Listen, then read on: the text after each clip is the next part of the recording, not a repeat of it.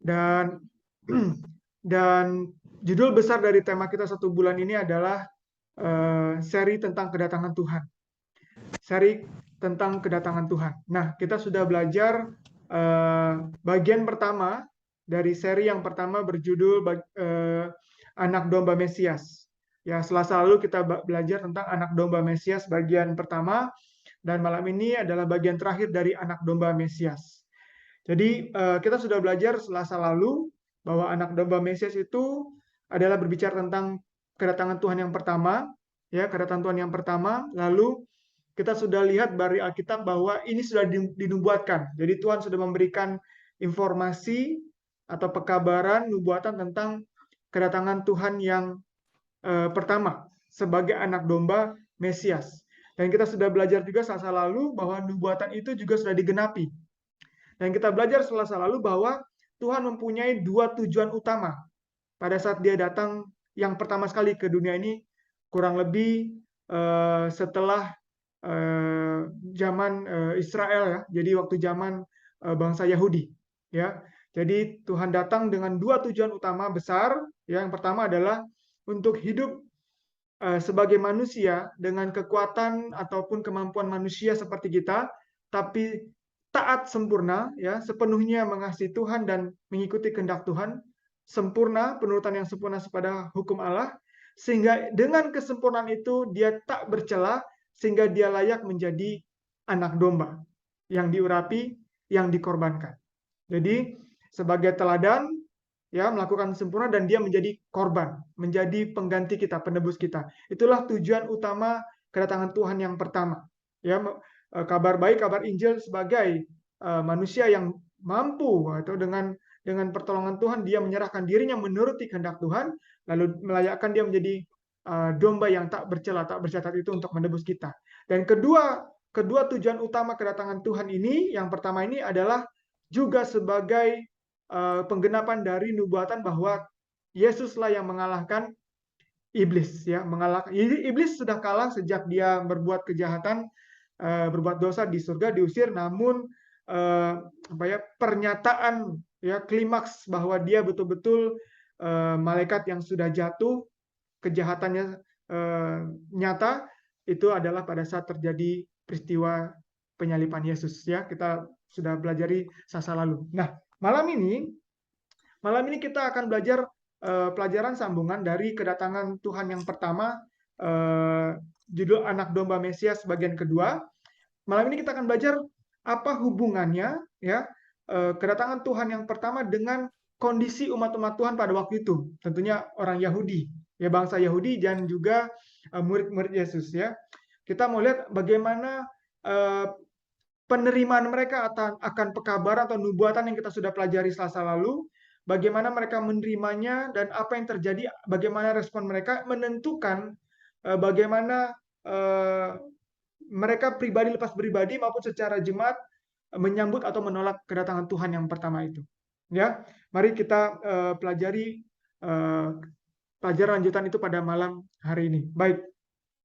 Sebelum kita melihat di dalam tulisan Perjanjian Baru, ya, karena cerita tentang kedatangan Tuhan yang pertama lebih banyak dituliskan secara literal di dalam kitab Injil atau sering disebut buku Matius, Markus, Lukas, Yohanes. Saya mau kita buka dulu sedikit Perjanjian Lama yang saya mau highlight. Kita buka Imamat pasal yang pertama. Imamat pasal yang pertama. Buku Imamat pasal pertama, boleh buka ayat yang pertama. Imamat pasal 1 ayat yang ke-1. Kita bisa lihat di sini bahwa perikop di Alkitab, ya, perikop di Alkitab ini adalah korban bakaran, ya. Kalau kita lihat judulnya adalah korban bakaran. Tuhan panggil Musa, ngasih tahu ke Musa harus bikin korban bakaran, ya. Lalu kalau kita lihat pasal yang kedua dari buku Imamat pasal kedua, bisa lihat ayat yang pertama saja. Saya mau kita lihat, kita nggak akan baca semua, saya mau kita highlight aja malam ini sedikit di Perjanjian Lama, buku Imamat khususnya. Disebut di situ di dalam perikop judulnya adalah korban sajian. Ya, jadi tadi ada korban bakaran, korban sajian. Lalu kita lihat pasal ketiga, korban keselamatan. Korban keselamatan, kita lihat pasal yang keempat, korban penghapus dosa. Lalu kita lihat lagi selanjutnya, kita lihat lagi sampai ke pasal yang ke-5 ayat ke-14. Pasal 5 ayat ke-14 itu ada korban penebus salah. Juga kita lihat pasal 6 juga kembali diulangi korban bakaran, korban sajian, korban penghapus dosa sampai pasal 7 dan seterusnya korban keselamatan. Jadi ada banyak jenis upacara korban bakaran, korban pagi, petang, korban penghapus dosa, korban keselamatan, macam-macam. Nah, saudara-saudara, teman-teman yang saya kasihi dalam Tuhan, yang saya mau highlight adalah apapun jenis acara atau jenis upacara pembakaran korban ini, fokusnya adalah tetap korbannya. Ya, fokusnya adalah tetap korbannya. Jadi jenis-jenis korban bakaran, ada penghapus dosa, ada korban keselamatan, ada pagi, ada petang, ada macam-macam. Tapi sebenarnya fokusnya adalah korban, ada yang dikorbankan, ya. Dan kalau kita baca dan juga pertanyaan Selasa lalu ya, pertanyaan selalu ada korban kambing atau korban domba betina. Nah, apakah itu juga melambangkan Yesus karena Yesus itu maskulin atau pria? Nah, saya mau menyampaikan bahwa di dalam Ulangan pasal 6 disebutkan ada siapkan domba jantan atau betina yang tak bercela. Jadi fokusnya itu adalah korban yang tak bercela. Korban yang tak bercela, entah domba jantan atau domba betina ya. Tapi yang fokusnya adalah dia tidak bercela, tidak cacat, dan dia layak untuk jadi korban. Ya, nah jadi mereka bangsa Israel sudah melihat, sudah banyak mengikuti upacara-upacara ini, dan mereka sudah diajarkan bahwa nubuatan tentang akan ada anak manusia, ya akan ada Mesias yang akan menjadi korban, yang menanggung dosa. Ya, jadi fokusnya adalah si korbannya itu. Apapun upacara korbannya, pagi, petang, macam, tapi fokusnya adalah korban itu. Jadi Yesus itu adalah fokusnya, dan yang tak bercacat celah, ya, tidak ada kesalahan atau dosanya. Baik, itu kalau kita lihat dari Imamat pasal yang ke-1 sampai yang ke-7. Nah, mari kita buka Imamat pasal 23. Imamat pasal yang ke-23, Tuhan tidak hanya memberikan informasi kepada Musa untuk bangsa Israel untuk melakukan upacara korban bakaran, ya baik pagi petang, korban keselamatan dan lain-lain, tapi Tuhan juga memberikan upacara hari-hari raya, ya upacara hari-hari raya. Kita lihat di dalam Imamat pasal 23. Imamat yang pasal ke-23 di situ kita lihat perikopnya hari-hari raya. Ya, di antaranya di situ ada hari raya Paskah, ada hari raya roti tak beragi, ada hari raya buah sulung, ada hari raya tiup serunai, ada hari raya Pentakosta, ada hari raya Grafirat atau pendamaian, lalu hari raya pondok apa itu saya lupa itu. Roti tak beragi, kemudian hari Pondok Daun, hari raya Pondok Daun. Jadi ada 7 hari raya Tuhan yang diberikan kepada orang Israel melalui Musa. Jadi 7 hari raya Tuhan. Ya, jadi itu bukan hari raya orang Yahudi atau hari raya orang Israel ya. Kalau kita baca di situ adalah, kalau kita baca Imamat 23 ayat yang kedua, Imamat 23 ayat kedua berbicaralah kepada orang Israel dan katakan kepada mereka, hari-hari raya yang ditetapkan Tuhan, yang harus kamu maklumkan atau harus lakukan. Jadi hari raya Tuhan yang ditetapkan oleh Tuhan. Nah, selama 1 tahun dan siklus 1 tahun berulang-ulang ya, mereka mengikuti dan melakukan upacara hari-hari raya ini. Yang sebenarnya upacara ini adalah merujuk kepada pelayanan Yesus. Ya, kita tahu pada saat Paskah adalah domba Paskah, Yesus adalah domba Paskah itu. Roti tak beragi, ada roti yang tak bercacat celah, itu juga melambangkan Yesus ya, sebagai roti hidup. Kemudian buah sulung juga adalah Yesus, melambangkan Yesus sebagai manusia yang bangkit ya dari kubur ya karena kemenangan, karena tidak ada dosa. Kemudian tiup serunai, kemudian Pentakosta, bagaimana Yesus mengirim, dia berjanji pada saat dia naik ke surga, dia akan mengirim penghiburan, kecurahan Roh Kudus, dia mengirim Roh Kudus. Terjadi pada hari Pentakosta, Kisah Para Rasul pasal yang kedua. Lalu juga upacara Grafirat atau pendamaian. Kita tahu saat ini Yesus menurut buku Ibrani pasal 2, pasal 5, pasal 8 dan 9 bahwa kita ada imam besar di bait suci sorga. Jadi Yesus juga melakukan upacara pendamaian saat ini ya, dan nanti upacara hari raya Pondok Daun yang melambangkan kedatangan Tuhan yang kedua kali. Jadi bangsa Israel sudah melihat korban bakaran ini merujuk kepada si korban yang tak bercela Yesus. Kemudian hari-hari raya ini mereka rayakan yang merujuk kepada simbol atau bayangan dari pelayanan Yesus waktu dia ada di bumi, datang ke bumi dan sampai dia naik ke surga. Ya, jadi mereka sudah melihat itu semua. Nah, baik, sekarang kita masuk kondisi atau bagaimana keadaan umat-umat Tuhan pada saat kedatangan Tuhan yang pertama, anak domba Mesias itu. Nah, mari kita buka Yesaya pasal yang ke-40 ayat 3. Yesaya pasal yang 40 ayat 3. Yesaya menubuatkan sebelum kedatangan Tuhan yang kedua kali, yang pertama, sebelum kedatangan Tuhan yang pertama anak domba Mesias, Yesaya berdasarkan firman Tuhan, Yesaya menubuatkan ada seorang pendahulu seperti itu. Saya mau baca Yesaya 40 ayat yang ketiga. Teman-teman boleh baca di Alkitab masing-masing atau kalau menggunakan handphone boleh. Yesaya 40 ayat yang ketiga.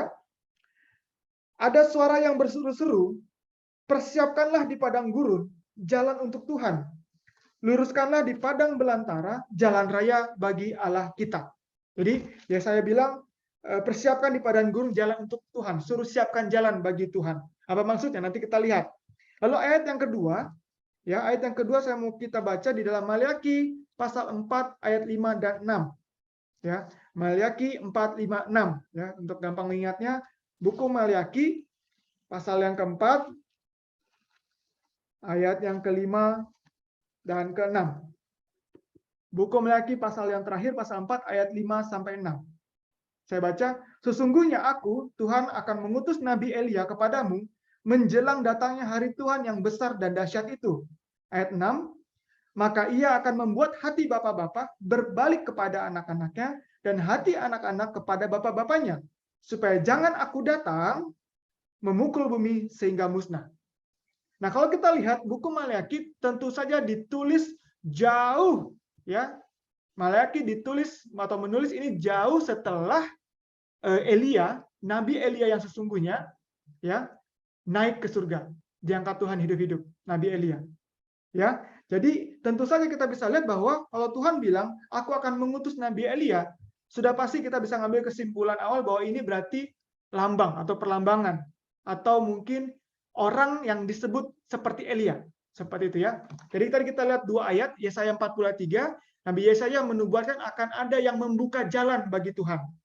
Lalu Maliaki juga menubuatkan akan ada orang yang dikirim seperti Elia, ya, untuk apa? Menyampaikan pekabaran supaya orang berbalik atau bertobat.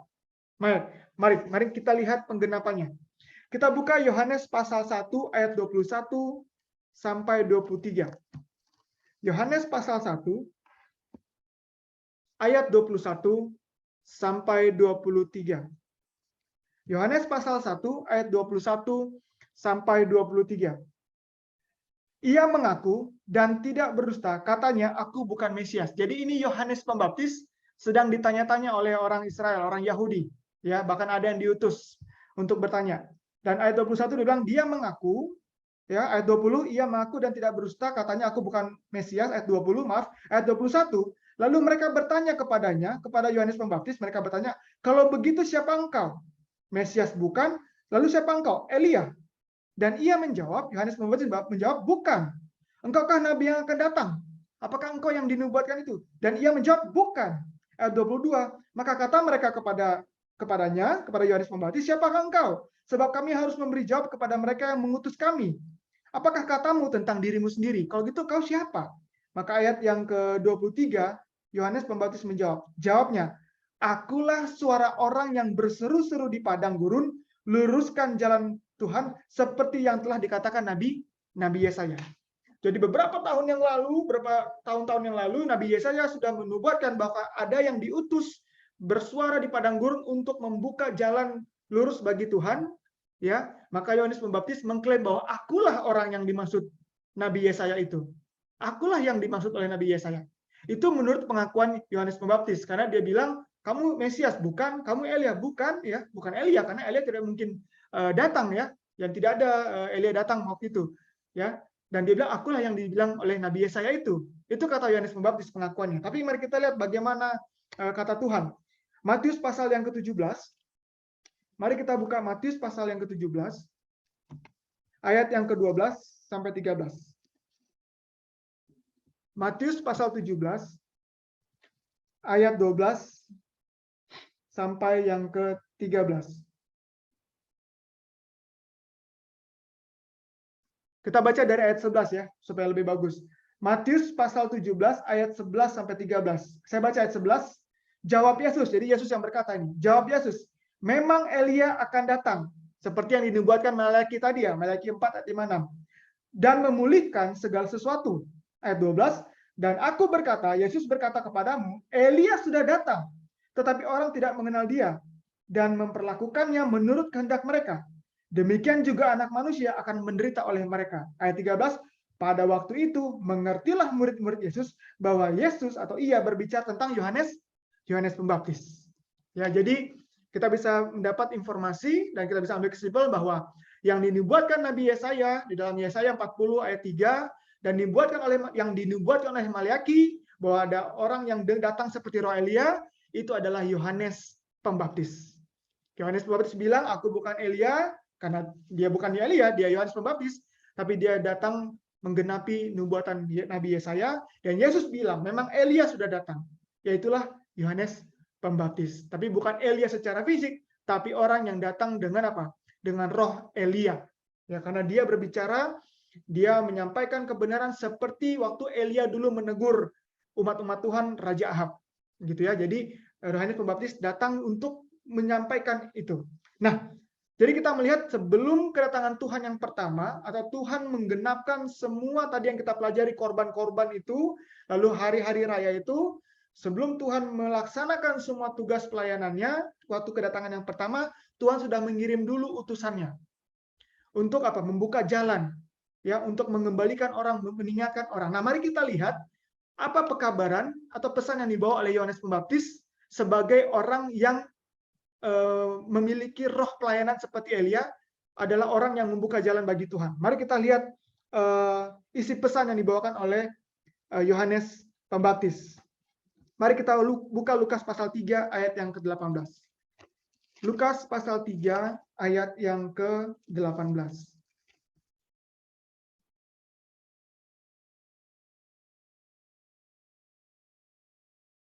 Sudah, Lukas pasal yang ketiga ayat yang ke-18.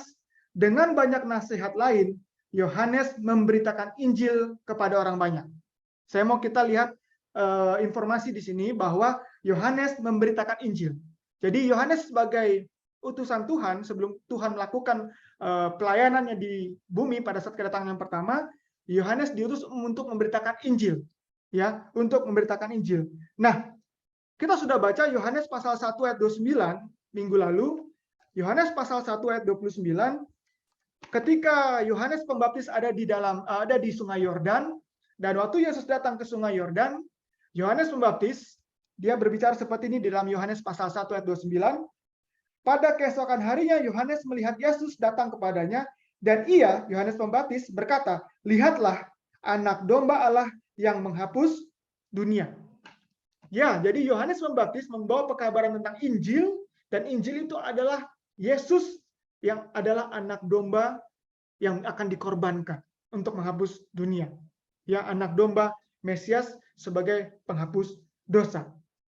Menurut Matius pasal 3 ayat 1 dan 2, mari kita buka firman Tuhan, Matius pasal 3 ayat 1 dan 2. Ini pesan yang dibawakan oleh Yohanes Pembaptis sebagai utusan.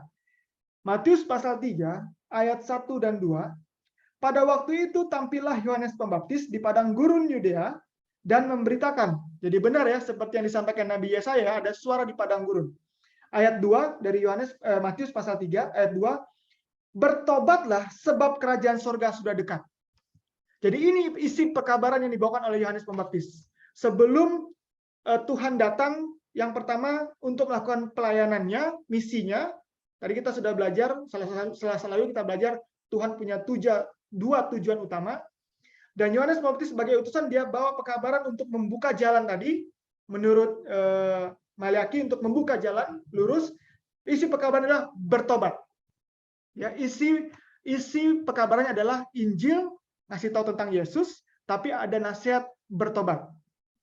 Kalau ada nasihat bertobat, berarti hamba Tuhan ini melihat ada yang dilakukan oleh umat-umatnya, umat-umat Tuhan, orang Israel, Yahudi, yang melanggar hukum Allah. Sehingga ada pekabaran bertobat. Ya, sehingga ada pekabaran bertobat. Mari kita lihat Lukas pasal 3. Lukas pasal 3 ayat yang ke-10. Lukas pasal 3 ayat yang ke-10 sampai yang ke-14. Lukas pasal 3 ayat yang ke-10 sampai 14. Ya. Kalau kita lihat perikopnya Lukas pasal 3 Yohanes Pembaptis, nanti teman-teman boleh baca isi berita yang ada di dalam Lukas pasal 3, tapi mari kita baca ayat 10 sampai 14. Lukas pasal 3 ayat 10, orang banyak bertanya kepada Yohanes Pembaptis, "Jika demikian, apa yang harus kami perbuat?" Jawab Yohanes Pembaptis, "Barang siapa punya 2 helai baju, hendaklah ia membaginya dengan yang tidak punya. Barang siapa mempunyai makanan, hendaklah ia berbuat juga demikian, berbagi juga." Ayat 12, ada datang juga pemungut-pemungut cukai. Jadi ada orang-orang yang kerja sebagai pemungut cukai. Ya kita tahu di zaman murid-murid bahwa orang-orang yang bekerja sebagai pemungut cukai dianggap orang yang paling berdosa gitu, orang berdosa oleh orang Farisi dan ahli Taurat ya. Ayat 12, datang juga pemungut-pemungut cukai untuk dibaptis. Dan mereka bertanya kepadanya, "Guru, apa yang harus kami perbuat?" Ayat 13 jawabnya, "Jangan menagih lebih banyak daripada yang telah ditentukan bagimu." Ya, jangan nagih lebih banyak dari nilai yang sudah ditentukan. Ayat 14, dan prajurit-prajurit bertanya juga kepadanya. Jadi ada orang awam, ada pemungut cukai, ada pegawai negeri, ya ada juga prajurit ya, tentara datang kepadanya. Bertanya juga kepadanya. Dan kami, ayat 14, apakah yang harus kami perbuat? Jawab Yohanes kepada mereka, "Jangan merampas dan jangan terus-menerus dan jangan memeras dan cukupkanlah dirimu dengan gajimu." Puji Tuhan. Jadi sebelum Tuhan datang, Tuhan sudah memberikan nubuatan akan kedatangannya, dan kita sudah belajar tujuan dari kedatangan yang pertama untuk menghapus dosa, dan sebagai penghapus dosa, Yesus harus layak dulu sebagai anak domba yang tak cacat bercela. Dan sebelum dia melakukan semua klimaks pelayanannya itu, dia mengirim utusan, dan utusannya itu dipanggil untuk menyampaikan pekabaran, memanggil orang-orang untuk bertobat.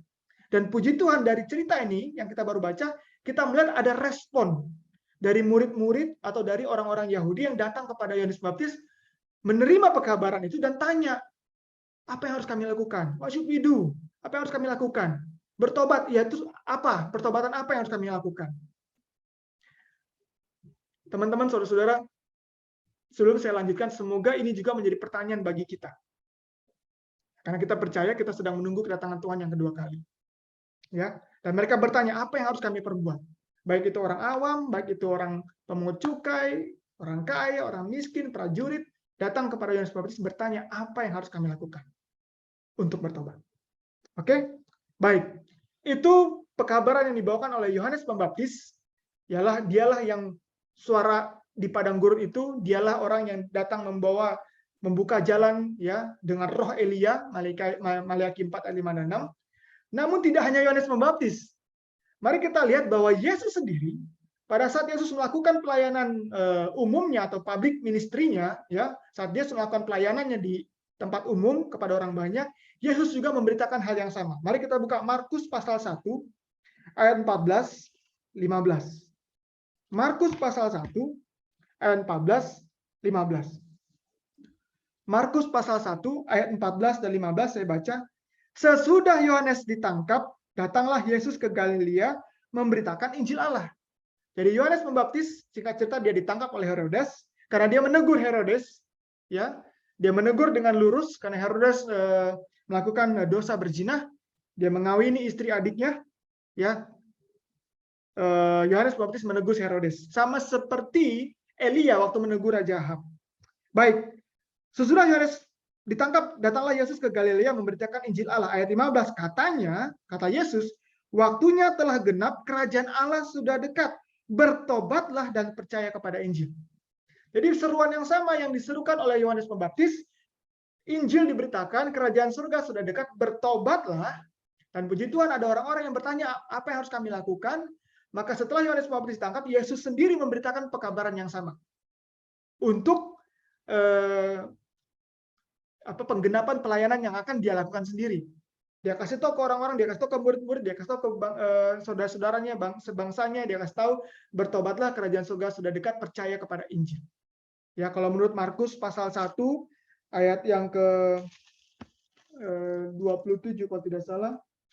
Markus pasal 1 ayat yang ke 1. Markus pasal 1 ayat 1 itu, inilah permulaan Injil tentang Yesus Kristus anak Allah. Jadi Injil itu ya tentang Kristus, Yesus Kristus anak Allah. Jadi percayalah kepada Injil, artinya percayalah kepada Yesus sebagai Mesias, anak domba yang tak bercela itu dan pantas untuk menjadi korban untuk menanggung dosa. Ya, jadi itulah Injil itu. Markus 1 ayat 1, Injil tentang Yesus Kristus anak Allah. Nah, jadi Yesus juga membawa pekabaran yang sama, dan kita akan melihat sedikit lagi lebih dalam. Yesus tidak hanya memberitakan secara perlambangan, kemudian informasi-informasi. Yesus juga menceritakan lebih detail dan spesifik tentang pelayanannya kepada murid-muridnya dan kepada orang-orang Yahudi yang mendengar apa yang disampaikan. Mari kita buka Matius pasal 16. Saya akan sharing dari satu buku supaya kita bisa lihat urutannya. Saya coba untuk cari yang satu buku biar kita tidak lari ke sana sini. Kita buka Matius pasal yang ke-16. Matius pasal yang ke-16 ayat yang ke-21. Matius pasal 16 ayat yang ke-21. Saya baca, kalau kita lihat perikopnya, pemberitahuan pertama tentang penderitaan Yesus dan syarat-syarat mengikut dia. Matius 16 ayat 21, sejak waktu itu Yesus mulai menyatakan kepada murid-muridnya bahwa ia harus pergi ke Yerusalem dan menanggung banyak penderitaan dari pihak tua-tua, imam-imam, kepala, dan ahli-ahli Taurat, lalu dibunuh dan dibangkitkan pada hari ketiga. Ya, lalu dibunuh dan dibangkitkan pada hari yang ketiga. Jadi Yesus tidak hanya kasih tahu terima Injil, bertobatlah kerajaan surga dekat, dia ngasih tahu lebih detail. Dia bilang bahwa aku harus ke Yerusalem untuk mati dan dibunuh dan bangkit hari ketiga. Itu dia sudah sampaikan. Ya, itu pemberitahuan yang pertama kalau kita lihat perikopnya. Mari kita lanjut ke dalam Matius pasal 17 ayat 22. Pasal selanjutnya. Matius pasal 17 ayat yang ke-22. Kita lihat perikopnya di situ adalah pemberitahuan kedua tentang penderitaan Yesus. Matius 17 ayat 22, pada waktu Yesus dan murid-muridnya bersama-sama di Galilea, ia berkata kepada mereka, anak manusia akan diserahkan dalam tangan manusia. Ayat 23, dan mereka akan membunuh dia, dan pada hari ketiga, ia akan dibangkitkan.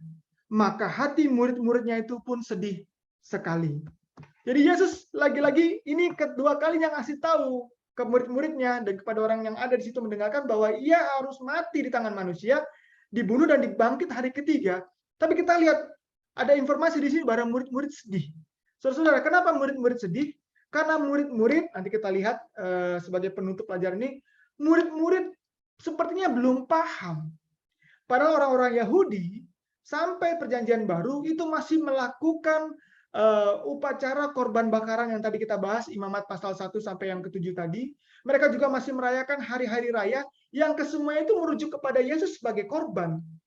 Sebagai anak domba yang tak bercela yang harus mati.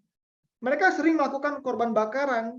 Ya, kalau mereka potong domba, mereka tumpang tangannya, mereka potong, artinya dosa mereka dipindahkan ke domba itu dibakar, maka mereka pulang dari bait suci atau dari Ka'bah suci atau dari kemah suci 100% dinyatakan benar karena dosanya sudah dipindahkan. Mereka ikuti semua itu bertahun-tahun sampai mereka seumur mereka waktu itu mereka tahu persis itu. Tapi waktu Yesus bilang akulah Mesias, akulah anak domba itu, gitu ya. Dan Yesus bilang aku harus mati dan bangkit hari ketiga, mereka sedih. Jadi ada kita bisa bilang kesalahpahaman seperti itu ya. Ada kesalahpahaman. Mari kita lanjutkan. Pemberitahuan yang ketiga di dalam Matius pasal yang ke-20 ayat yang ke-17 sampai 19. Jadi sudah dua kali dikasih tahu, Yesus sendiri yang ngasih tahu. Mari kita lihat Matius pasal yang ke-20 ayat 17 sampai ke 19. Perikopnya di situ ditulis pemberitahuan ketiga tentang penderitaan Yesus. Jadi ketiga ini. Kita baca Matius 20 ayat yang ke-17. Ketika Yesus akan pergi ke Yerusalem, ia memanggil ke-12 muridnya tersendiri dan berkata kepada mereka di tengah jalan, sekarang kita pergi ke Yerusalem dan anak manusia akan diserahkan kepada imam-imam kepala dan ahli-ahli Taurat dan mereka akan menjatuhi dia hukuman mati. Ayat 19, dan mereka akan menyerahkan dia kepada bangsa-bangsa yang tidak mengenal Allah, supaya diolok-olokkan, disesah, dan disalibkan. Dan pada hari ketiga, ia akan dibangkitkan.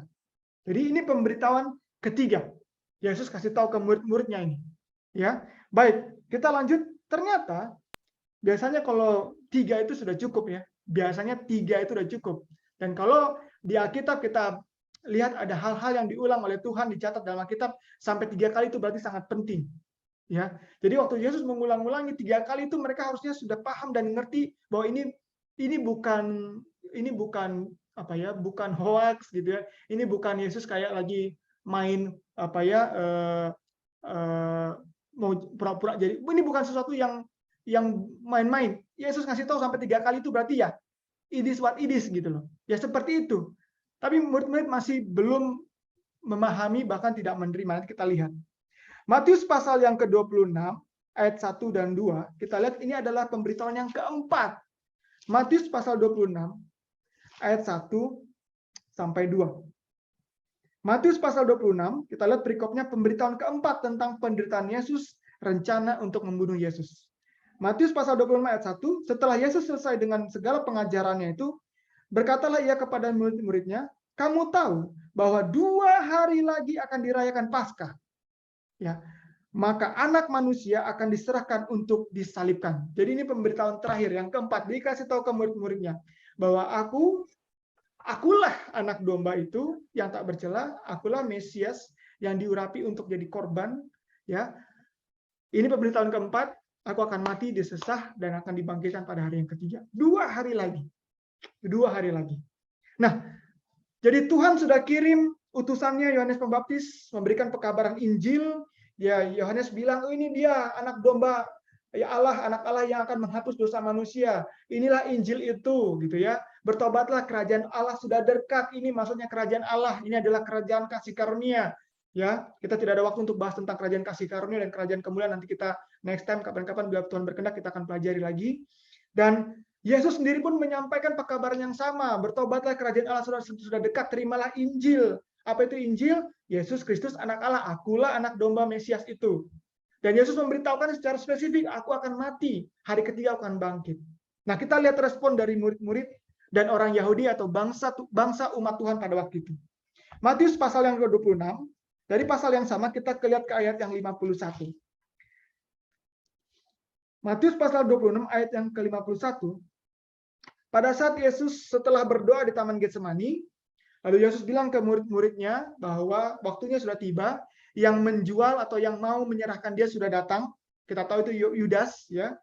Maka di ayat yang ke-51, pada saat Yesus mau ditangkap oleh prajurit atau orang-orang yang datang mau menangkap Yesus, ayat 51, tapi seorang dari mereka yang menyertai Yesus mengulurkan tangannya, mengambil pedang, menghunus pedangnya, dan menetakkannya kepada hamba imam besar sehingga putus telinganya. Kita tahu ini Petrus.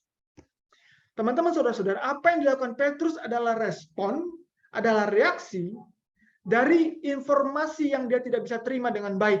Artinya misinformation, atau misinterpretasi, atau salah paham. Kalau dia betul-betul mengerti yang Tuhan sudah sampaikan melalui nubuatan, upacara korban bakaran, upacara hari-hari raya, Yesus bilang sendiri, aku akan mati 2 hari lagi, akan ditangkap, dibunuh, gitu ya, akan diserahkan. Nah, dia tidak mencoba, saya tidak tahu dia tidak mencoba mengerti, tapi dia tidak mengerti kenapa dari cara dia bereaksi, merespon waktu dia ditangkap. Dia ambil pedang dan dia coba apa? Itu kena telinga, artinya dia coba untuk apa? Sebenarnya dia nggak ukur kena telinga, sebenarnya dia coba untuk ya menyabet gitu saja, bisa kena leher, bisa kena yang macam-macam ya, tapi kena telinga. Ini adalah salah satu respon dari bentuk ketidakmengertian umat Tuhan pada waktu, khususnya murid-murid. Ya, mari kita melihat Yohanes pasal 20 ayat 9. Yohanes pasal 20 ayat yang ke-9. Yohanes pasal yang ke-20 ayat yang ke-9.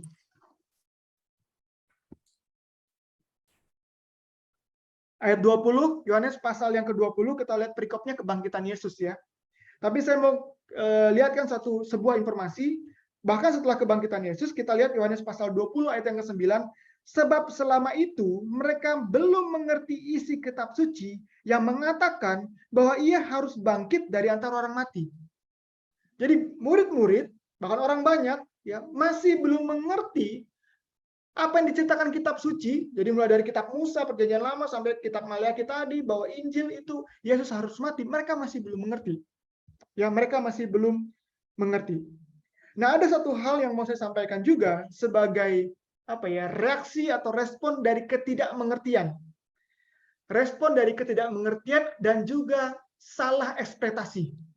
Ya, misinterpretasi mengantarkan umat-umat Tuhan kepada wrong action, gitu ya, salah implementasi. Kita buka Yohanes pasal yang ke-12. Kita mundur beberapa pasal.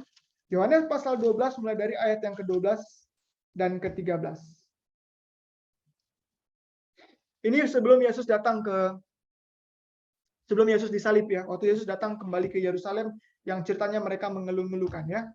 Mari kita buka Yohanes pasal 12 ayat 12 dan 13.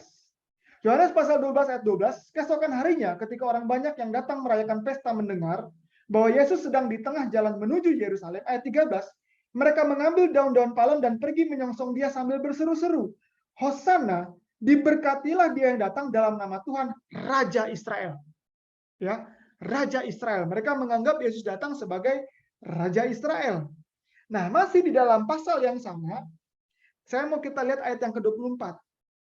Ya, jadi ayat 12 dan ayat 13 mereka mengeluh-ngeluhkan Yesus, menyambut Yesus, Hosana, Raja Israel.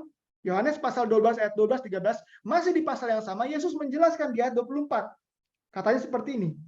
Aku berkata kepadamu, sesungguhnya jikalau biji gandum tidak jatuh ke dalam tanah dan mati, ia tetap satu biji saja. Tetapi jika ia mati, ia akan menghasilkan banyak buah. Jadi umat-umat Tuhan, orang Yahudi, waktu Yesus datang, mereka menyambut seolah-olah menyambut raja, tapi Yesus datang, dia menganggap dirinya adalah biji itu. Kalau biji ini tidak mati, ya hanya satu biji. Tapi kalau biji ini mati, dia akan menimbulkan buah-buah atau biji-biji yang baru yang lebih banyak. Itu maksudnya Yesus lagi memberitakan tentang kematiannya yang akan menghasilkan keselamatan atau ya kebenaran bagi semua orang, banyak orang. Jadi kita bisa lihat ada kontras di sini ya. Yang Yesus sampaikan, yang Yesus maksudkan, dan apa yang disalah mengertikan dan akhirnya salah diresponkan, salah merespon. Ya, mereka mengeluhkan. Jadi di satu pihak senang-senang, yang satu pihak lagi datang, aku ini mau mati, datang nih sebagai korban gitu ya. Kalian kok malah nganggapnya seperti itu, berbeda, ya, berbeda. Mari kita buka dari pasal yang sama, kita buka ke ayat 32. Kita lanjut ke ayat 32. Yohanes pasal 12 ayat yang ke-32, dan aku, apabila aku ditinggikan dari bumi, aku akan menarik semua orang datang kepadaku. Ini Yesus bilang seperti itu. Ayat 33, ini dikatakan Yesus untuk menyatakan bagaimana cara ia akan mati. Jadi aku ditinggikan akan menarik banyak orang, itu Yesus lagi jelasin bagaimana cara dia mati. Ditinggikan dari bumi artinya disalib. Ya. Lalu ayat yang ke-34, lalu jawab orang banyak itu, kami telah mendengar dari hukum Taurat bahwa Mesias tetap hidup selama-lamanya. Bagaimana mungkin engkau mengatakan bahwa anak manusia harus ditinggikan? Ditinggikan tadi mati ya, ditinggikan itu cara dia mati, artinya disalib. Bagaimana manusia harus ditinggikan? Siapakah anak manusia itu? Ayat yang ke-37, kita loncat ke ayat yang 37. Dan meskipun Yesus mengadakan begitu banyak mukjizat di depan mata mereka, namun mereka tidak percaya kepadanya. Ayat 38, supaya genaplah firman yang disampaikan oleh Nabi Yesaya, Tuhan, siapakah yang percaya kepada pemberitaan kami, dan kepada siapakah tangan kekuasaan Tuhan dinyatakan? Jadi mereka menyambut dia seperti raja. Yesus bilang, aku ini biji, harus mati supaya menjadi biji-biji yang lebih banyak, gitu ya. Lalu dia bilang, aku akan ditinggikan. Lalu mereka bilang, di dalam hukum Taurat itu Mesias itu hidup selamanya. Padahal tidak ada di dalam Taurat seperti itu, gitu ya. Dan mereka punya ekspektasi yang berbeda dari yang Injil yang sebenarnya Tuhan sudah sampaikan. Bahkan sejak Nabi Yesaya, dan ditegaskan lagi oleh Yohanes Pembaptis sebagai utusan untuk membuka jalan, dan Yesus sendiri menyampaikannya, dan mereka masih salah tafsir, salah paham, dan salah ekspektasi. Ya, dan salah ekspektasi. Satu lagi yang saya mau sampaikan atau saya sharing pada malam hari ini, kita buka Yohanes pasal 6 ayat yang ke-15. Ini adalah cerita tentang Yesus waktu kalau tidak salah memberi makan orang banyak ya. Yohanes pasal 6 ayat yang ke-15. Yohanes pasal 6 kita lihat perikopnya, Yesus memberi makan 5.000 orang. Kita tahu cerita itu, Yesus memberi makan 5.000 orang. Kita lihat ayat yang ke-15. Yohanes pasal 6 ayat yang ke-15. Karena Yesus tahu bahwa mereka hendak datang dan hendak membawa dia dengan paksa untuk menjadikan dia raja. Yesus menyingkir pula ke gunung seorang diri. Jadi teman-teman, saudara-saudara, kita melihat bagaimana umat-umat Tuhan, orang Yahudi, ya, bahkan murid-murid juga masih belum bisa mengerti maksud kedatangan Tuhan yang pertama, sehingga mereka salah paham, dan tidak hanya salah paham, jadi salah persiapan. Dan tidak hanya salah persiapan, ya, persiapan mereka ambil daun-daun palem, mereka lepaskan bajunya taruh di jalan menyambut Yesus seperti raja. Padahal pekabarannya adalah bertobat, gitu ya. Kalau kau punya pakaian, kasih sama yang nggak punya pakaian, bukan taruh di jalan, gitu ya. Katanya, kalau kau punya makanan, sama seperti yang tadi, kasih sama yang nggak punya makan, gitu ya. Bukan apa? Bukan yang lain-lain seperti yang mereka lakukan. Salah tafsir, salah paham, salah persiapan, dan salah respon. Ya, salah respon. Nah, teman-teman, saudara-saudara, saya mau akhiri pelajaran kita pada malam hari ini. Bagaimana rencana keselamatan yang Tuhan berikan kepada manusia ini melalui kedatangan Tuhan yang pertama, Yesus, yang kita sudah pelajari sudah dinubuatkan sejak buku Kejadian pasal 1, 2, dan 3, ya, khususnya di pasal 3 sudah dinubuatkan, sudah dipelajari, sudah diberikan perlambangan, sudah diberikan semua kisi-kisi, ya. Nabi-nabi berbicara dengan tegas, ya. Dan itu sudah digenapi, kemudian diberikan lagi pengulangan-pengulangan, pemberitahuan, utusan, kemudian Yesus sendiri menyampaikannya, sampai 4 kali dia kasih tahu bagaimana dia harus menggenapi pelayanannya, kedatangan pertamanya sebagai anak domba Mesias. Anak domba artinya yang tidak bercacat, tidak ada dosanya, pantas untuk menjadi korban, ya, dan akan bangkit hari ketiga. Sampai Yesus bangkit pun, kalau kita dengar cerita bagaimana Yesus bertemu dengan murid-murid dalam perjalanan ke Emmaus, ya, Yesus berkata kepada kedua orang itu, kenapa kamu sedih? Katanya, wah, Yesus mati disalib, padahal kita kira dia bakal jadi raja. Artinya mereka masih tidak mengerti, gitu ya. Sehingga itu menghasilkan salah persiapan dan salah salah respon, ya, salah persiapan dan salah respon. Nah, teman-teman, pelajaran kita pada malam hari ini, ya, kedatangan Tuhan yang pertama sudah terjadi, ya. Dan kalau kita lihat di dalam Yohanes pasal 14 ayat 1 sampai 3, Yesus bilang kurang lebih ayatnya seperti ini, bahwa aku akan pergi, ya, ke tempat Bapa, menyediakan tempat bagi kamu, dan aku akan datang lagi untuk membawa kamu ke tempat di mana aku berada, kamu berada. Jadi ada satu janji yang Tuhan berikan, bahwa Tuhan sekarang sudah naik ke surga dan dia akan datang lagi yang kedua kali. Nah, pelajaran kita pada malam hari ini mengantarkan kita kepada pelajaran Selasa depan. 2 minggu ini kita belajar tentang anak domba Mesias, atau anak domba yang diurapi sebagai korban, yang dilayakkan, dipantaskan untuk menggenapi sebagai korban penghapus dosa. Nah, Selasa depan kita akan belajar tentang anak manusia penyabit. Ya, jadi Yesus ini kedatangan pertama, dan kita akan belajar tentang kedatangan yang kedua. Ya, kedatangan yang kedua. Ya, yang tidak lama lagi menurut nubuatan peristiwa akhir zaman. Ya, kita sudah lihat dan kita sudah pelajari. Ya, bahwa akan ada kedatangan yang kedua. Ya, sebagai anak, kita beri judul anak manusia penyabit. Kalau kedatangan pertama anak domba Mesias, yang kedua adalah anak manusia sebagai penyabit. Ya. Nah, pelajaran yang pertama ini mengantarkan kita bahwa menurut Pengkhotbah 1 ayat yang 9, yang pernah ada akan ada lagi, yang pernah dibuat akan dibuat lagi, tidak ada yang baru di bawah matahari. Artinya akan ada pengulangan peristiwa.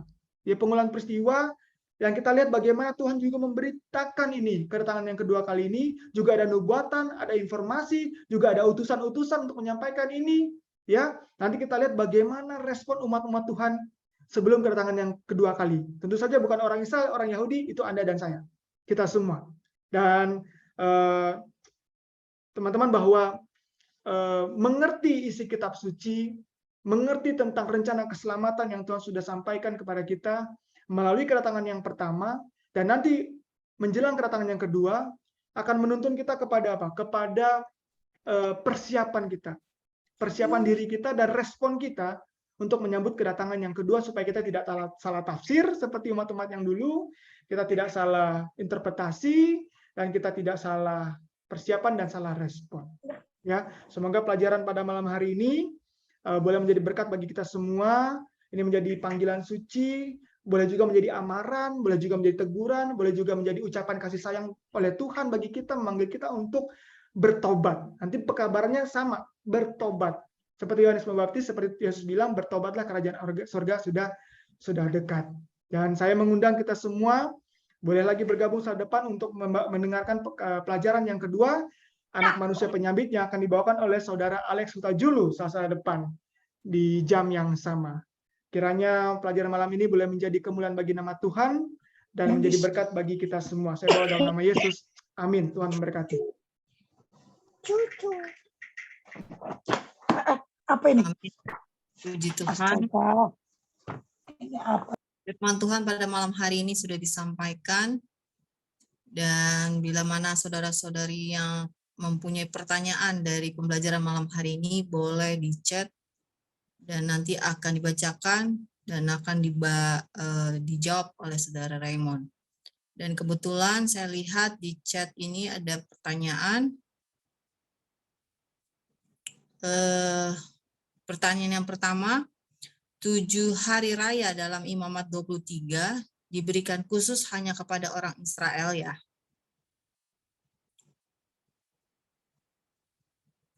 Silakan dijawab, Saudara Raymond. Baik, terima kasih. Ini pertanyaan yang baik sekali. Jadi upacara hari-hari raya ketetapan Tuhan diberikan kepada bangsa Israel, ya bangsa Israel melalui Nabi Musa. Tadi kita sudah baca juga di dalam Injil, Yesus bilang kepada murid-murid, ya kepada murid-murid dia bilang apa? 2 hari lagi ada hari Paskah kan, hari raya Paskah ya. Dia bilang 2 hari lagi hari raya Paskah. Dan anak manusia akan mati, disesah, dibunuh.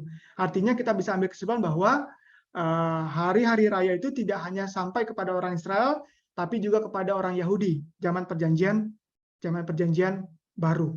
Jadi itu menjawab sebagian dari pertanyaan itu. Apakah diberikan kepada orang Israel saja? Tidak, itu juga diberikan kepada orang Yahudi. Ya Israel, tapi zaman Yesus adalah orang bangsa Yahudi. Nah, apakah sampai kepada bangsa Yahudi? Nah, kalau kita lihat salah satu saja ya, teman-teman, salah satu saja domba Paskah ya. Bagaimana itu? Kita buka Kolose pasal yang kedua. Kolose pasal yang kedua, kalau tidak salah.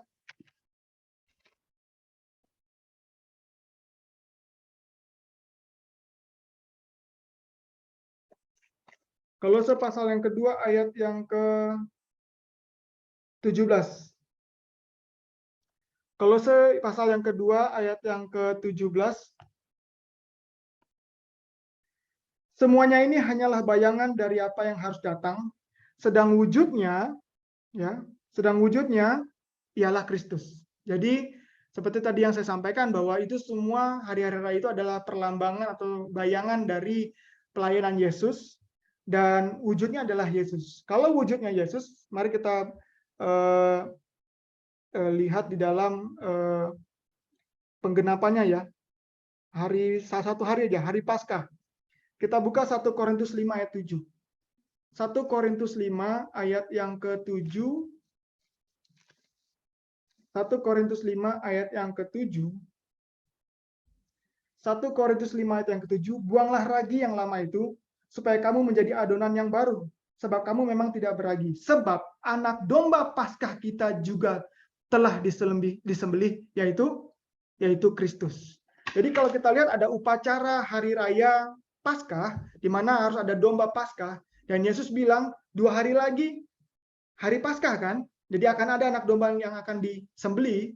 Dan kalau menurut Korintus, ya buku Korintus tadi 1 Korintus 5 ayat yang ke-7, anak domba Paskah itu sudah disembelih. Ya, jadi kalau tadi Kolose pasal 2 ayat 17 bilang semua itu bayangan dan wujudnya Yesus, maka kalau kita lihat sesuatu yang memang bayangan sudah digenapi, maka bisa kita ambil kesimpulan bahwa upacara itu berhenti sampai di situ. Itu makanya waktu Yesus mati di kayu salib, waktu dia bilang sudah selesai, yang terjadi di dalam bait suci adalah tirai dari bait suci, bait maha suci itu apa? Terobek. Di mana tirai itu tempat di mana kalau ada darah domba yang disembelih, darahnya dipecahkan situ, artinya tirai itu terobek, artinya tidak perlu lagi ada domba yang disembelih karena tidak perlu lambang lagi, karena yang asli sudah gitu loh. Kalau kita melakukan sesuatu sebagai rujukan kepada yang asli dan yang aslinya sudah datang, sudah terjadi, maka tidak perlu lagi melakukan bayangan. Nah, jawaban saya ini menjawab bahwa apakah diberikan kepada orang Israel? Iya, dan sampai kepada orang Yahudi. Namun setelah itu maka upacara-upacara ini tidak menjadi wajib lagi karena semua itu adalah bayangan dan wujudnya adalah Kristus. Seperti itu yang bisa saya jawab. Terima kasih, pertanyaan yang baik, Tuhan memberkati. Terima kasih untuk jawabannya. Baik, untuk pertanyaan berikutnya, di dalam Lukas 7 ayat 20, yang isinya ketika kedua orang itu sampai kepada Yesus, mereka berkata, Yohanes Pembaptis menyuruh kami bertanya kepadamu, engkaulah yang akan datang itu atau haruskah kami menantikan seorang lain? Lalu pertanyaannya, Yohanes Pembaptis adalah Elia yang dijanjikan. Tetapi mengapa pada akhirnya Yohanes Pembaptis ragu kalau Yesus itu adalah Mesias?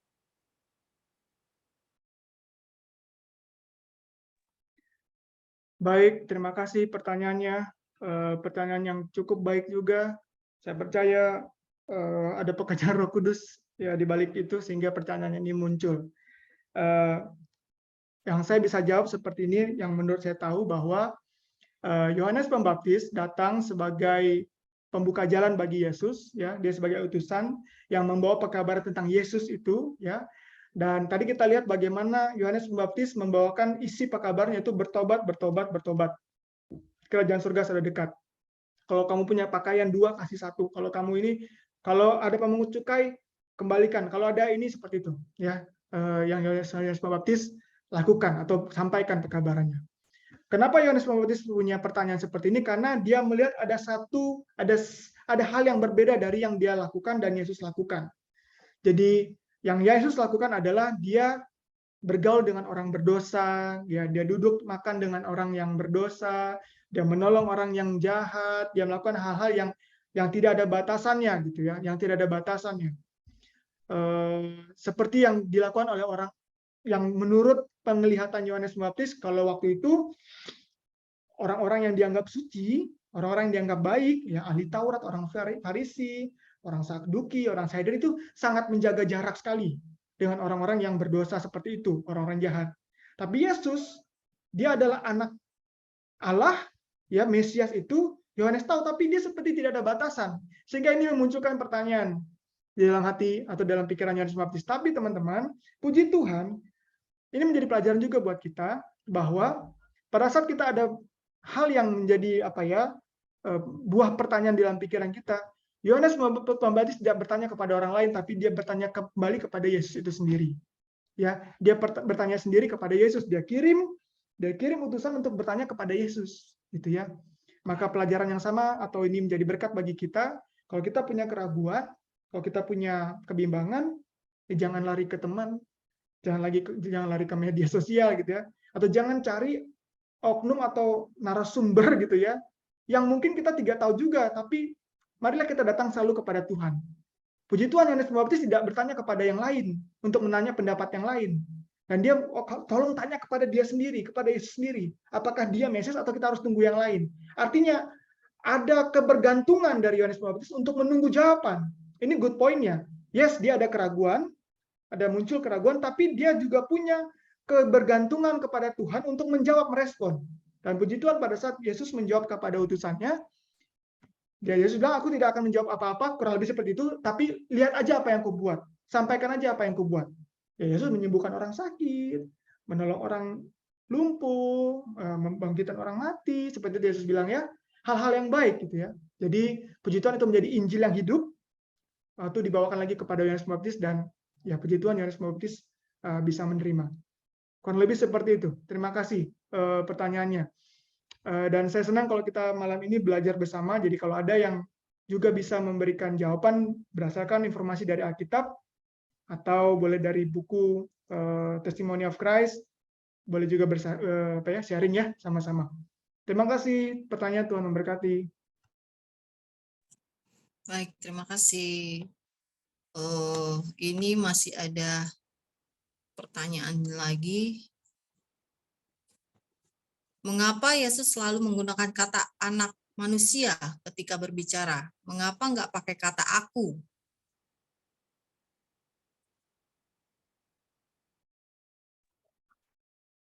Terima kasih pertanyaannya.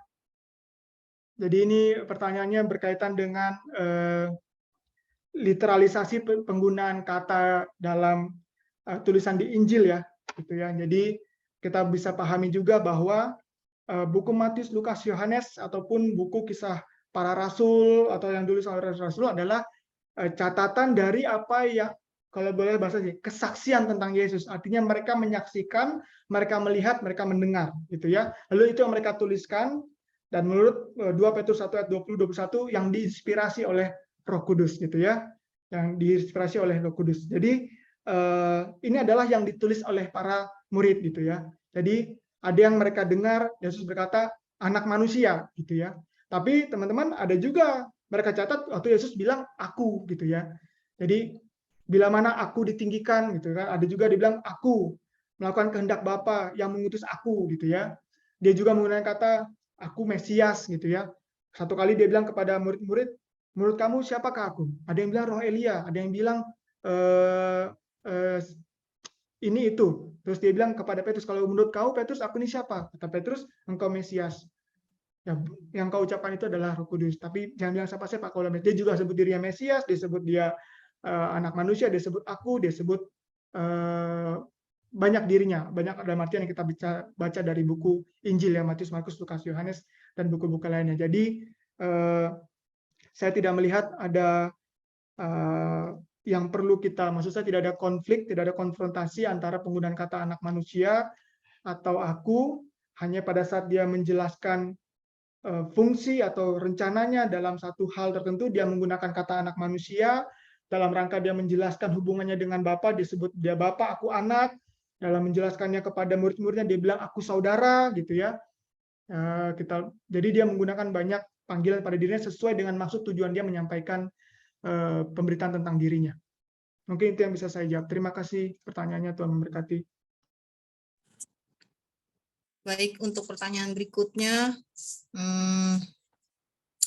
di dalam Matius 26 ayat 51, yang bunyinya, tetapi seorang dari mereka yang menyertai Yesus mengulurkan tangannya, mengunus padangnya dan menetapkannya kepada hamba iman besar sehingga putus telinganya. Tragedi ini sepertinya terjadi karena sebelumnya Yesus berfirman di dalam Lukas 22 ayat 36 dan 38, katanya kepada mereka, namun sekarang siapapun yang mempunyai kantung uang atau tas, bawalah. Dan siapa yang tidak mempunyai pedang, biarlah ia menjual jubahnya dan membeli pedang. Lalu mereka berkata, lihatlah Tuhan, di sini ada 2 pedang. Dan Yesus berkata kepada mereka, itu cukup. Jadi ini dari 2 ayat ini diminta untuk merespon.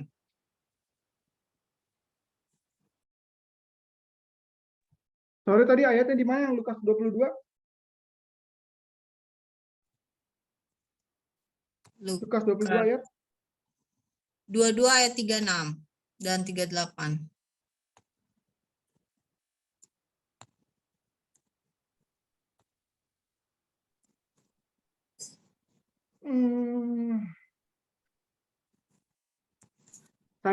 Saya tidak pernah, belum belajar untuk pertanyaan ini, artinya saya tidak tahu. Kalau tadi kan izinkan saya merespon seperti ini ya. Kalau tadi kan seolah-olah itu interpretasi kita ya, bahwa Petrus mengambil pedang dan merobek, membelah, memotong telinga prajurit imam itu ya, yang menangkap Yesus itu karena percakapan di jamuan malam ini, gitu ya, karena percakapan jamuan malam ini. Walaupun kita tidak mendapat informasi secara literal bahwa karena itu ya, jadi mungkin itu boleh kita anggap sebagai interpretasi awal dulu ya, tapi belum tentu itu kita bisa anggap benar. Dalam mempelajari firman Tuhan yang saya bisa sampaikan adalah seperti ini, bahwa ajaran itu selaras dengan ajaran, gitu ya. Jadi kalau menurut buku Yesaya, precept upon precept, gitu ya. Jadi doktrin selaras dengan doktrin. Kemudian baris demi baris, kita baca konteks atau tulisan itu baris demi baris, gitu ya.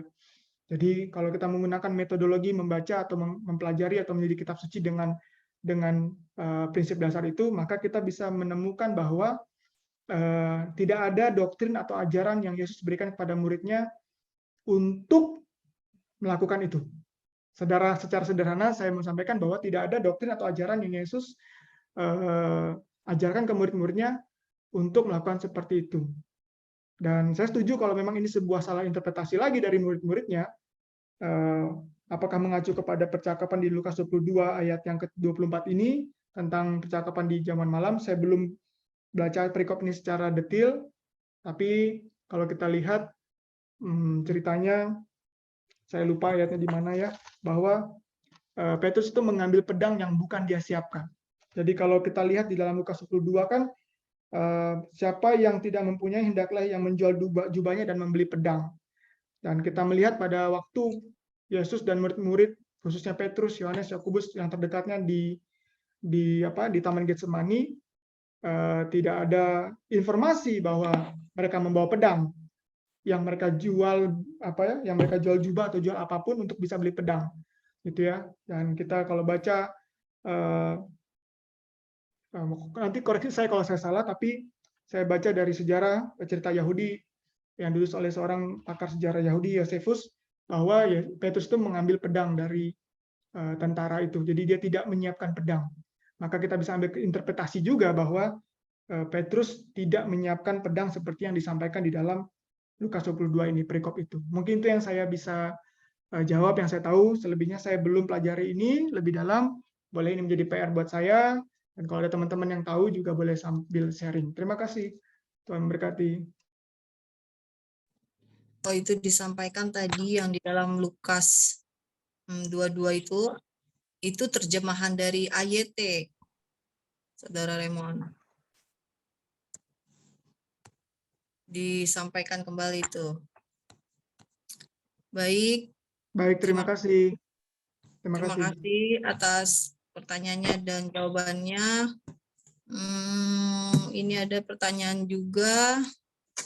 Bukankah meskipun wujudnya ada, bayangan itu tetap mengikuti wajahnya? Seperti kita bila jalan di tengah hari, bayangan itu tetap ada selama wujudnya ada. Itu pertanyaan atau statement ya? Pertanyaannya.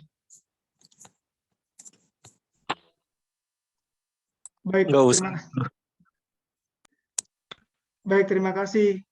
Bukankah meskipun wujudnya ada, bayangan itu tetap mengikuti wujudnya, gitu ya. Seperti kita bila jalan di tengah hari, bayangan itu tetap ada selama wujudnya ada.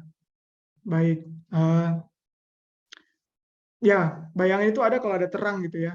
Jadi kalau nggak ada terang, nggak ada bayangannya, gitu ya. Jadi kayak saya ini kalau di tempat yang gelap, walaupun kita ada, saya ada, belum tentu selalu ada bayangan, gitu ya. Kalau malam hari, walaupun kita ada, wujudnya tidak selalu ada bayangan. Bayangan adalah ya kalau bahasa dunianya ya matahari atau terang ya memantulkan sinarnya sehingga terjadi bayangan.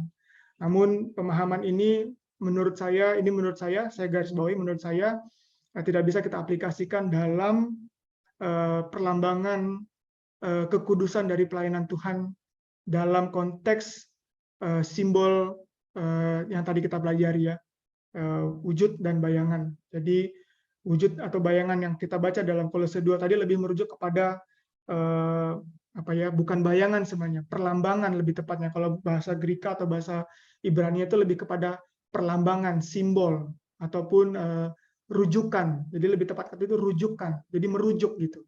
Jadi begitu sesuatu yang dirujuk gitu ya, di refer itu sudah ada, maka hal-hal yang merefer sana tidak perlu lagi karena sudah ada seperti itu. Tapi ini menjadi analogi yang baik untuk kita pelajari sama-sama. Terima kasih. Kalau tidak salah dari Kak Sandi ya. Terima kasih Kak Sandi.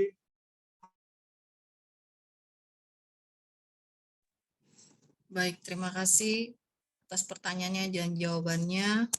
Mungkin ada satu pertanyaan lagi yang mau bertanya. Kalau dilihat dari checkbox sih sudah tidak ada. Ada yang mau bertanya? Sudah cukup? Baik, kalau memang sudah tidak ada pertanyaan lagi, kita akan tutup dalam pelajaran malam hari ini. Sebelum kita tutup, mungkin dari Saudara Raymond ada closing statement yang akan disampaikan dalam pelajaran malam hari ini. Baik, terima kasih. Saya bersyukur kepada Tuhan, teman-teman boleh mengikuti pelajaran ini dan sudah merespon firman Tuhan. Saya percaya tadi pertanyaan-pertanyaan muncul karena bisikan Roh Kudus, kerinduan untuk menggali lagi kebenaran firman Tuhan. Saya di sini bukan sebagai narasumber yang memiliki kapasitas yang seperti itu ya, tapi kita semua datang di sini hanya karena kerinduan untuk mempelajari firman Tuhan bersama-sama. Saya mau tutup dengan satu ayat, saya mau baca Yohanes pasal 12 ayat 42. Yohanes pasal 12 ayat yang 42. Yohanes pasal 12 ayat 42 ada informasi seperti ini. Namun, banyak juga di antara pemimpin yang percaya kepada Yesus. Tetapi oleh karena orang-orang Farisi, mereka tidak mengakuinya berterus terang, supaya mereka jangan dikucilkan. Ayat 43, sebab mereka lebih suka akan kehormatan manusia daripada kehormatan Allah. Teman-teman, ini adalah salah satu yang terjadi kepada umat-umat Tuhan pada saat kedatangan Tuhan yang pertama. Ya, ada kesalahpahaman, ada tekanan dari masyarakat, tekanan dari pemimpin gereja, tekanan dari saudara. Nanti kamu kalau percaya Yesus, kamu dikucilkan, nanti kamu dipecat dari anggota jemaat, nanti kamu. Jadi ada banyak ya yang menghimpit umat-umat Tuhan dalam rangka mempercayai Injil Yesus Kristus Anak Allah bagi kita pada saat kedatangan kedua kali, bagi mereka waktu itu kedatangan yang pertama, sehingga menjadi apa? Menjadi pergumulan ya, ekonomi, ya, pendidikan, kondisi bumi, dunia saat ini akan menjadi pengaruh-pengaruh yang akan menyerang umat-umat Tuhan sehingga menghimpit kita dalam rangka kita menerima kebenaran Injil Yesus Kristus Anak Allah dan untuk kita bisa mempersiapkan diri kita, mengerti lalu siap dan merespon yang tepat, ya. Jadi akan ada banyak yang terjadi seperti yang terjadi dulu kepada umat-umat Tuhan. Akan ada yang dikucilkan kalau percaya sama Yesus. Akan ada yang dipecat, ada macam-macam gitu ya. Ada yang dipecat dari keluarga, ada macam-macam gitu ya. Dan hal yang sama menjadi menjadi perhatian kita bahwa ini akan menjadi tantangan bagi kita dalam rangka kita menerima kebenaran yang betul-betul kebenaran Tuhan dan memampukan kita untuk menyiapkan diri kita betul-betul siap pada saat kedatangan yang kedua. Dan mari kita ikuti pelajaran Selasa depan, Anak Manusia Sang Penyabit. Semoga Tuhan memberkati kita semua. Saya berdoa kiranya Roh Kudus menjelaskan lebih lanjut. Ya, Roh Kudus yang punya kuasa untuk menjelaskan lebih lanjut kepada hati dan pikiran saudara-saudara dan teman semua. Karena ini adalah kebenaran firman Tuhan yang kudus. Terima kasih, Tuhan memberkati. Amin, terima kasih. Baik, kita akan menutup. Boleh Saudara Raymond tutup dalam doa. Baik, mari kita berdoa. Bapa di surga, kami mengakui kami manusia yang berdosa, kami pantas direndah-rendahkan sehingga Tuhan saja yang ditinggi-tinggikan. Bahkan saat kami memberanikan diri kami karena kasih karunia Tuhan berikan untuk membuka firman Tuhan yang kudus, kami mencoba untuk membaca, mempelajari. Kami percaya ini Tuhan izinkan karena kebaikan Tuhan untuk kami bisa mengerti kebenaran firman Tuhan. Tetap Tuhan, kami merasa kami tidak pantas dan tidak layak, sehingga kami butuh Roh Kudus Tuhan untuk memberkati kami dengan pengertian dan ajari kami dengan kerendahan hati untuk kami mengerti maksud dan kehendak Tuhan bagi kami umat-umat Tuhan.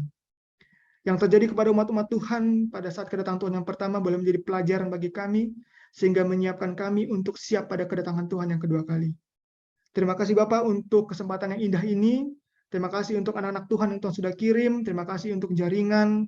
Terima kasih untuk internet yang Tuhan sudah sediakan di zaman yang canggih ini untuk kami pakai.